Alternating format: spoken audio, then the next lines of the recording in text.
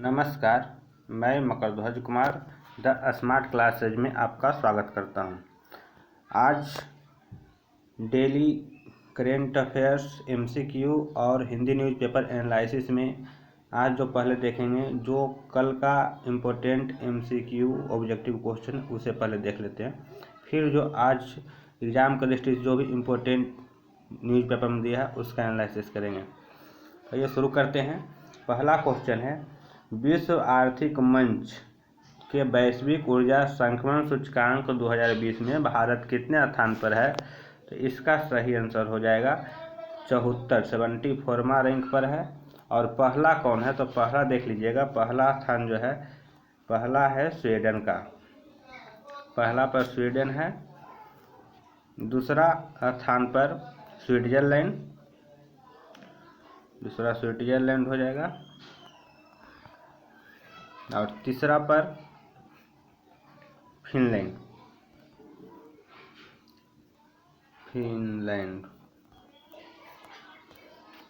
तो ध्यान रखिएगा, वैश्विक ऊर्जा संक्रमण सूचकांक 2020 में भारत का स्थान 74 हो जाएगा। पहला हो जाएगा स्वीडन, दूसरा स्विट्जरलैंड, तीसरा फिनलैंड। अगला क्वेश्चन देखते हैं। अगला है, ब्रिक्स देशों के न्यू डेवलपमेंट बैंक, जिसे एनडीबी भी बोलते हैं, एनडीबी ने कोरोना वायरस महामारी से लड़ने के लिए किस, यहाँ पर जिस लिखा गया है उसको देख लीजिएगा, किस देश को $1 अरब की आपातकालीन सहायता ऋण की राशि दी है? तो इसका जो सही आंसर होगा वो हो जाएगा भारत। भारत को जो है एनडीबी जो है $1 अरब की आपातकालीन सहायता की जो है राशि दी है। अगर हम बात करते हैं एनडीबी के बारे में, तो एनडीबी की जो है स्थापना हुआ था 2014 में इसकी स्थापना हुआ। अगर हेड क्वार्टर की बात करें न्यू डेवलपमेंट बैंक की, तो इसका हेड क्वार्टर हो जाएगा शंघाई। और अभी जो इसका प्रमुख है और वो भारत के हैं केवी कामत जो है वो एनडीबी के भी प्रमुख हैं। अगला क्वेश्चन देखिएगा, वह राज्य सरकार जिसने कोरोना के खिलाफ लड़ाई में 30 दिनों तक अपनी सेवा देने वाले सभी पुलिसकर्मियों को कर्मवीर पदक से सम्मानित करने का फैसला किया है? तो इसका आंसर हो जाएगा मध्य प्रदेश। मध्य प्रदेश सरकार जो है जो भी पुलिसकर्मी हैं 30 दिन तक अपनी सेवा दे दिए, उस सभी पुलिसकर्मियों को कर्मवीर पदक से सम्मानित करेंगे। अगर मध्य प्रदेश की बात करते हैं तो मध्य प्रदेश का जो है अभी चीफ मिनिस्टर हैं शिवराज सिंह चौहान, और वहाँ का राज्यपाल यानी मध्य प्रदेश का जो है राज्यपाल यानी गवर्नर जो है वो लालजी टंडन हो जाएंगे राज्यपाल, और मुख्यमंत्री हो जाएंगे शिवराज सिंह चौहान। जिस सोशल मीडिया कंपनी ने अस्थायी तौर पर अपने कर्मचारियों को वर्क फ्रॉम होम यानी घर से काम की इजाज़त दी है? किस सोशल मीडिया कंपनी ने अस्थायी तौर पर अपने कर्मचारियों को वर्क फ्रॉम होम की इजाज़त दी है? तो इसका सही आंसर हो जाएगा ट्विटर। तो ट्विटर की जो है अगर स्थापना की बात करें तो ट्विटर की स्थापना हुआ था 2006 में हुआ था। इसकी जो है हेड क्वार्टर ट्विटर का हो जाएगा सैन फ्रांसिस्को हो जाएगा, कैलिफोर्निया यूएसए में। ट्विटर के जो है अभी अध्यक्ष हैं डॉर्सी, और ट्विटर का वर्तमान सीईओ हो जाएंगे इवान विलियम्स जो है वर्तमान में ट्विटर के सीईओ हैं। यहाँ पर किस हर जगह जो है जिस लिखा गया किसके जगह पर, तो किस राज्य के मुख्यमंत्री ने कहा है कि किसानों को लाभान्वित करने के एकमात्र उद्देश्य के साथ राज्य में विनियामक कृषि की खेती करने का निर्णय लिया गया है? तो इसका आंसर हो जाएगा तेलंगाना जो है ये किसानों को लाभान्वित करने के एकमात्र उद्देश्य के साथ राज्य में विनियामक कृषि की खेती का निर्णय लिया है। अगर तेलंगाना के मुख्यमंत्री की बात करें तो तेलंगाना के मुख्यमंत्री हो जाएंगे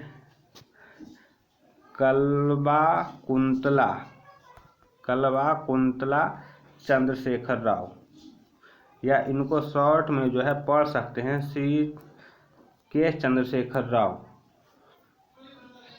तो याद रख लीजिएगा, तेलंगाना के जो है मुख्यमंत्री हैं के चंद्रशेखर राव। अगर राज्यपाल की बात करें तो यहाँ के राज्यपाल हो जाएंगे टी सौंदरराजन जो है अभी तेलंगाना के राज्यपाल हैं। केंद्रीय वित्त मंत्री निर्मला सीतारमण ने हाल ही में बताया कि नकदी संकट से जूझ रही बिजली वितरण कंपनियों डिस्कॉम में कितने करोड़ रुपए की नकदी डालेंगे। तो इसका जो सही आंसर हो जाएगा 90,000 करोड़ रुपए। ये डिस्कॉम में जो है, जो बिजली वितरण कंपनी है, इसमें 90,000 करोड़ रुपए की जो है नकदी डाला जाएगा। वह राज्य सरकार जिसने प्रशिक्षित युवाओं के लिए रोजगार, स्वरोजगार के अवसर पैदा करने और कौशल विकास के अवसरों की पेशकश करने के लिए होप पोर्टल लॉन्च किया है। तो याद रख लीजिएगा, होप पोर्टल का संबंध किससे हो जाएगा, तो प्रशिक्षित युवाओं को रोजगार या स्वरोजगार के अवसर पैदा करने और कौशल विकास के अवसर के लिए। तो होप पोर्टल जो लॉन्च किया है वो उत्तराखंड सरकार किया है। तो याद रख लीजिएगा, अगर आपसे क्वेश्चन पूछ दे कि बताइएगा उत्तराखंड का जो है अभी चीफ मिनिस्टर कौन है, तो उत्तराखंड के जो है मुख्यमंत्री भी हैं त्रिवेंद्र सिंह रावत, उत्तराखंड के मुख्यमंत्री हैं। और अगर राज्यपाल की बात करें तो बेबी रानी मौर्य, उत्तराखंड के राज्यपाल हो जाएंगे बेबी रानी मौर्य हो जाएंगे। प्रधानमंत्री कार्यालय यानी पीएमओ ने बताया है कि पीएम केयर फंड ट्रस्ट ने कोरोना वायरस संक्रमण से लड़ने के लिए कितने करोड़ रुपए आवंटित किए हैं। तो याद रख लीजिएगा, इसका 3100 करोड़ रुपया, यानी पीएमओ जो है, ये पीएम केयर फंड ट्रस्ट ने कोरोना वायरस संक्रमण से लड़ने के लिए यह आवंटित जो राशि किया 31 करोड़ रुपया।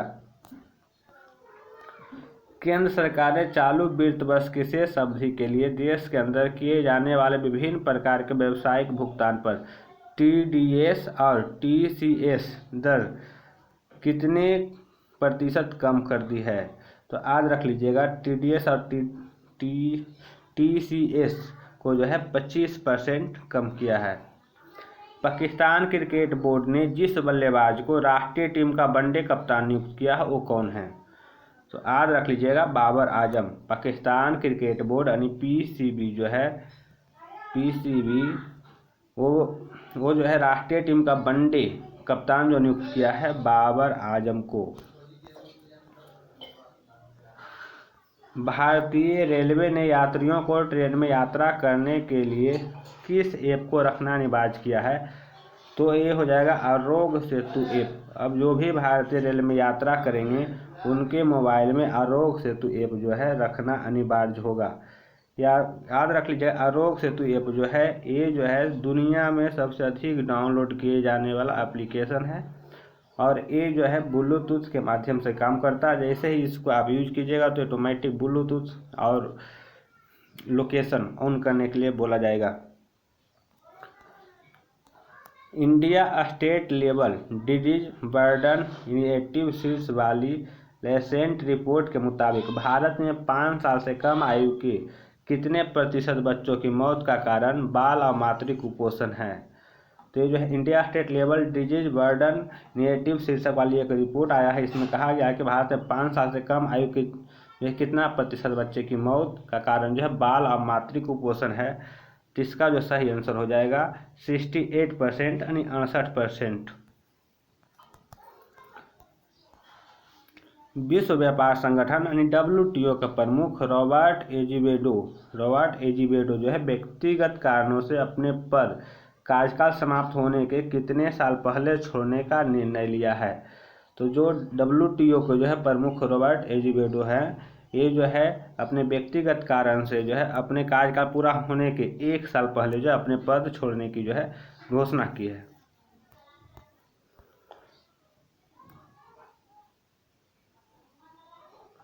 हाल ही में जिस देश ने सोशल डिस्टेंसिंग सुनिश्चित करने के लिए आई फील यू ब्रेसलेट विकसित किया है। हाल ही में किस देश जो है सोशल डिस्टेंसिंग सुनिश्चित करने के लिए आई फील यू ब्रेसलेट विकसित किया है। तो इसका आंसर हो जाएगा इटली। इटली जो है ये सोशल डिस्टेंसिंग के लिए एक ब्रेसलेट विकसित किया है। और अगर इटली की बात करें तो इटली के जो वर्तमान में प्रधानमंत्री हैं वो हैं जीएसेपे कॉन्टे हो जाएंगे। अगर इटली की राजधानी की बात करें तो राजधानी हो जाएगा रोम। अंतर्राष्ट्रीय परिवार दिवस किस दिन मनाया जाता है। तो अंतर्राष्ट्रीय परिवार दिवस जो है 15 मई को मनाया जाता है हर साल।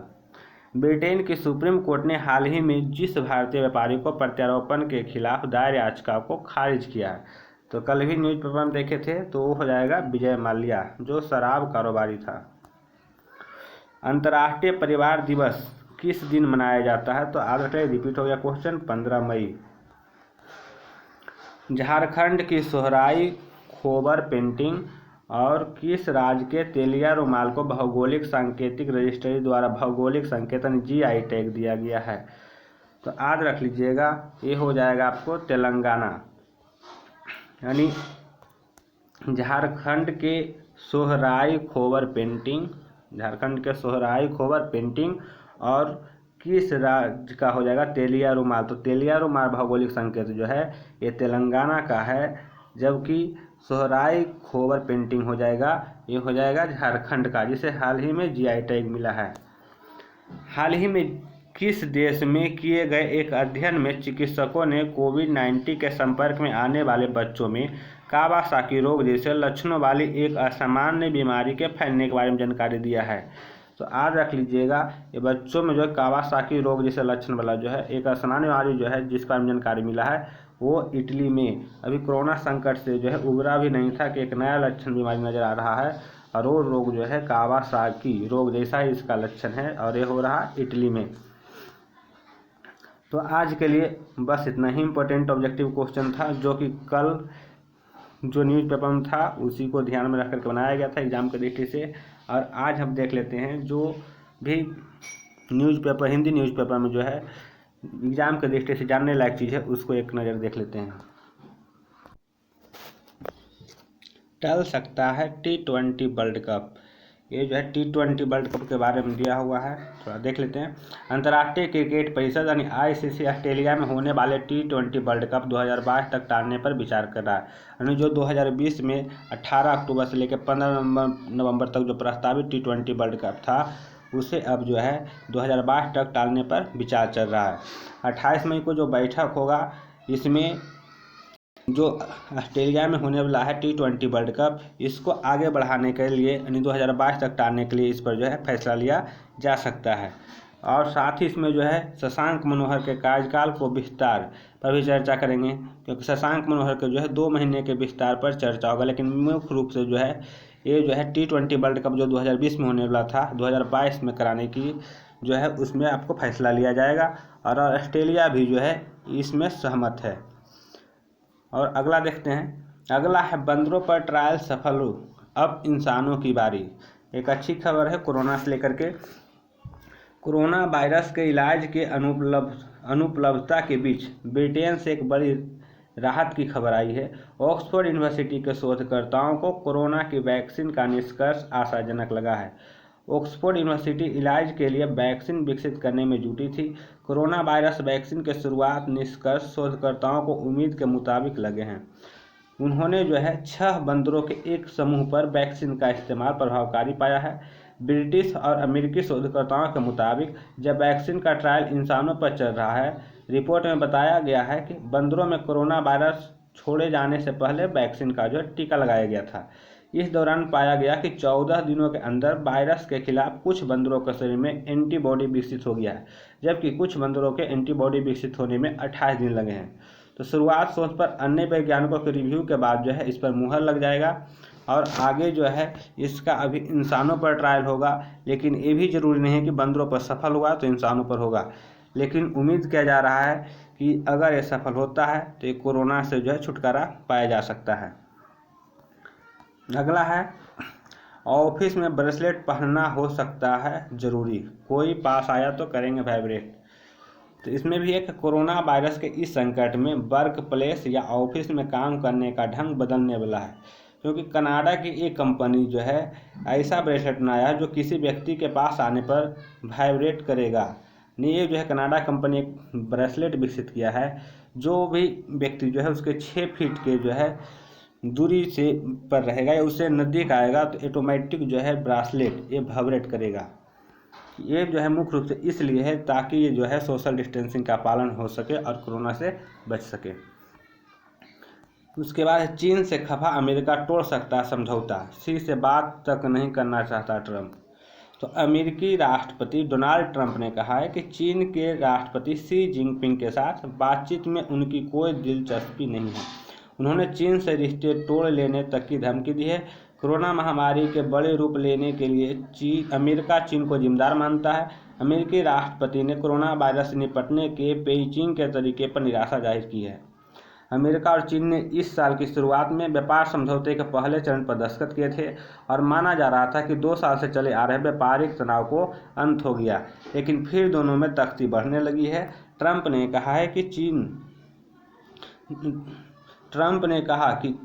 कहा है कि वे व्यापार समझौते पर फिर बातचीत करना चाहता है। हम बातचीत नहीं करेंगे। चीन ने हमेशा अमेरिका से बौद्धिक संपदा की चोरी की है, उन्हें कभी टोका नहीं, अब उन्हें टोका जा रहा है। अमेरिका ने बार बार कहा है कि कोरोना की जांच के लिए वुहान के लैब जाने की इजाज़त दी जाए, लेकिन उसने इसे मना कर दिया है। उसके बाद जो अगला इसी में है, एप्पल भारत आई तो ट्रंप लाएंगे नया टैक्स। राष्ट्रपति ट्रंप ने एप्पल जैसी अमेरिकी कंपनियों पर नए टैक्स लगाने की धमकी दी है। दरअसल एप्पल चीन से अपनी मैन्युफैक्चरिंग यूनिट्स को शिफ्ट कर रहा है और इसके लिए उसने भारत और आयरलैंड जैसे देशों में दिलचस्पी दिखाई है। एप्पल को ऐसा करने से रोकने के लिए ही ट्रंप ने एप्पल पर नया टैक्स लगाने की धमकी दी है।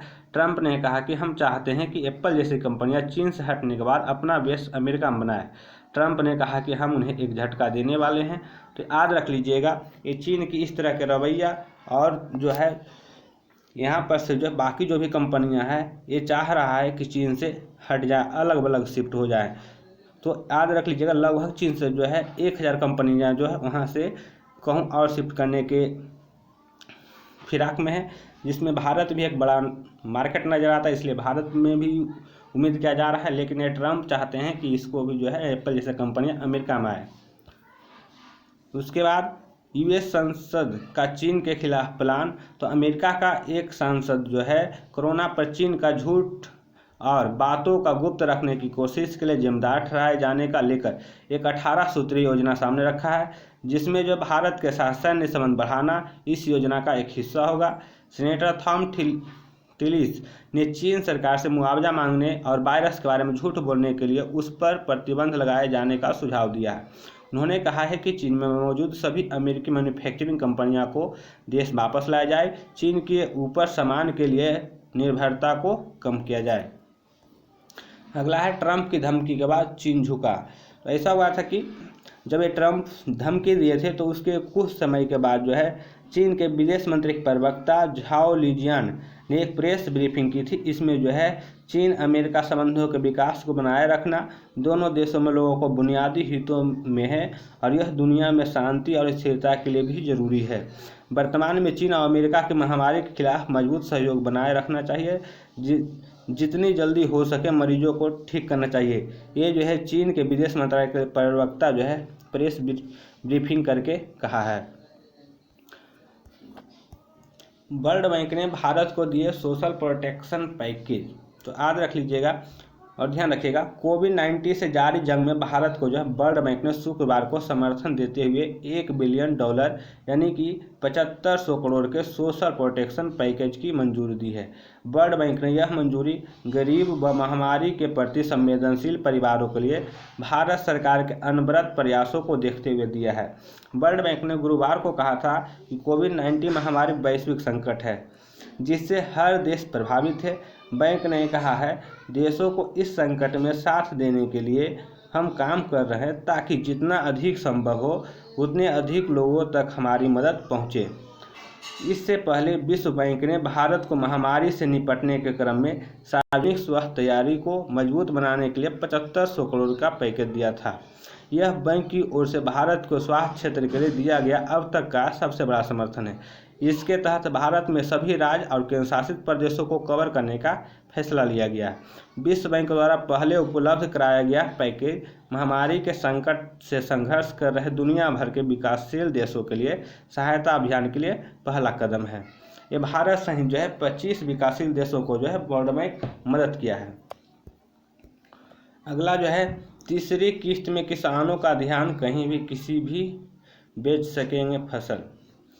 तो याद रख लीजिएगा, जो प्रधानमंत्री जो है 20 लाख करोड़ रुपए की राहत पैकेज की घोषणा किए थे, उसमें जो है 20 लाख करोड़ की जो प्लानिंग है वो धीरे धीरे वित्त मंत्री जो है बता रहे हैं, जिसके तहत जो है यहाँ पर दिया हुआ है 20 लाख करोड़ के आर्थिक पैकेज की तीसरी किस्त में वित्त मंत्री ने खेती और उससे जुड़े कामों के लिए 1,63,000 करोड़ रुपए का ब्यौरा पेश किया है। कुल 11 घोषणाएं की गई है, जिनका मकसद खेती की दशा सुधारने और किसानों मछुआरों की आमदनी बढ़ाना, किसानों को अपने उत्पाद की सही कीमत मिले, इसके लिए कानून में सुधार किया जाएगा।